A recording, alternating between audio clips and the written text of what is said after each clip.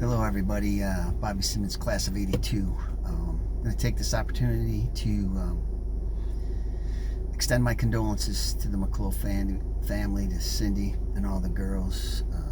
My deepest sympathy for you guys in this time of grieving and mourning to one of the greatest coaches, people I've met in my life. A man of integrity, loyalty, toughness, fairness, humor, great sense of humor. We had a lot of chuckles together over the course of the 4 years I wrestled for him. And then when we got a chance to meet after, it was always a joy to be able to see him around Christmas, come home from college, come home to visit later on in life when you had families, talk about your kids and what's going on. Once you wrestled for Coach McClough, you were always part of his family. He was always would ask how you're doing, how your family is. I was fortunate enough to have him attend my wedding because I felt he was part of my family. I'm grateful that he came. It meant a lot to me. A couple funny stories I have about Coach. Both at Section 4 finals, Binghamton University. Both times I was able to clear the bleachers. One time I was fooling around in the locker room with another wrestler from Horseheads. We were having a towel fight, and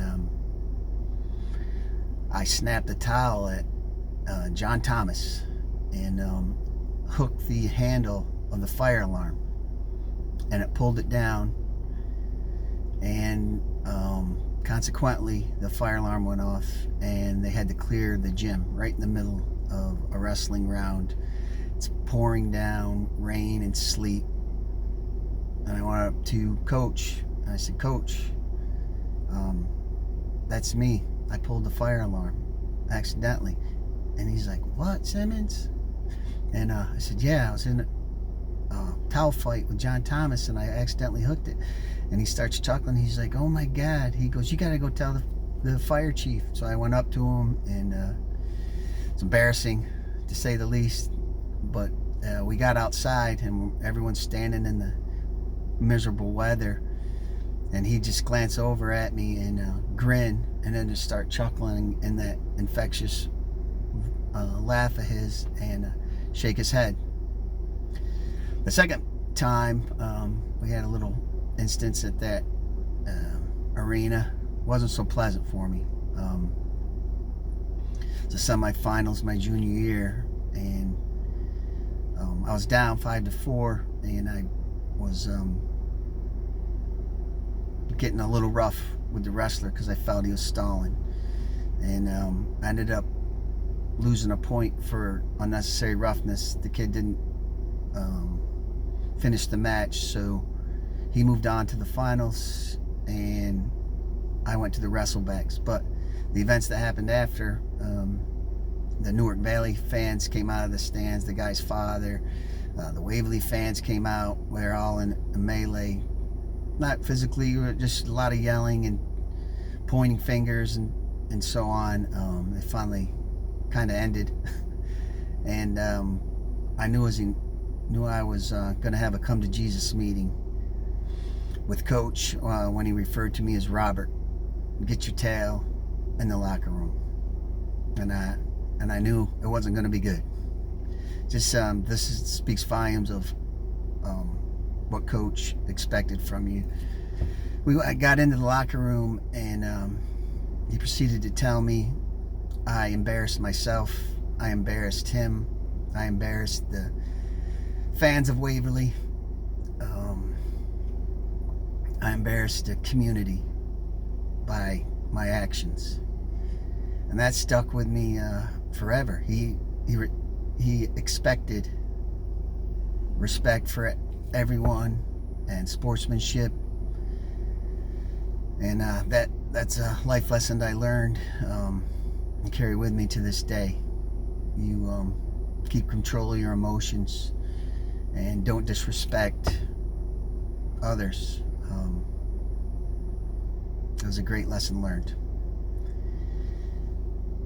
By that same token, his loyalty speaks volumes. When he defended me in the class section finals, I had a nosebleed that wouldn't stop, and the Shenango Forks fans started chanting stuff, yelling stuff, that I was stalling, that I kept stopping because of the nosebleed because I was tired.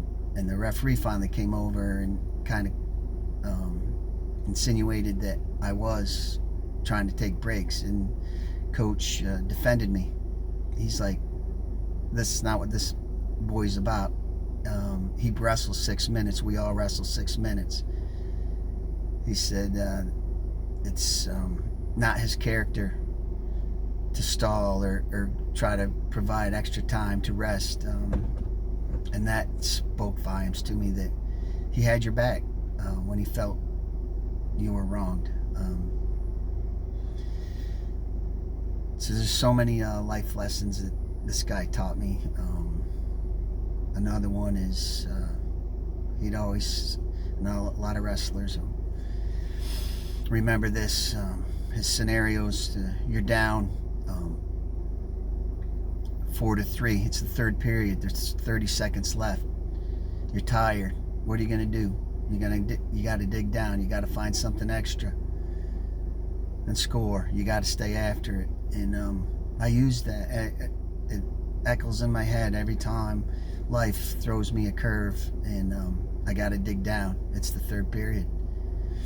It's time to go. You got to find a second wind. You got to not let them break your will. And he just was instrumental in my life, and I know hundreds of kids were shaped and mentored by him. We're all going to miss him dearly, and we'll meet again one day, Coach. Thanks for all the memories, and allowing me, I feel blessed to be a part of the dynasty in which you created, a part of the original, I guess, building blocks of your the McClow's Army, the McClow's Mat Machine, packed out gyms where in the Valley at the time wrestling was everything. It was just crazy. It was our Super Bowls.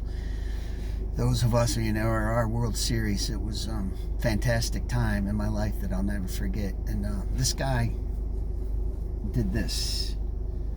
And this is an old t-shirt. I'm sure there's numbers have gone up since then. It's just crazy. All he accomplished with the teams. True testament to what a great person, great coach he was to so many kids. Again, I want to thank Cindy and the girls and the McClow family for the sacrifices you made over the years so he could spend time shaping kids. There was more to it than just coaching for him. He wanted to send you in the right direction, and the world was a better place with him on it. But we'll all meet him again one day. Rest in peace, Coach. Love you.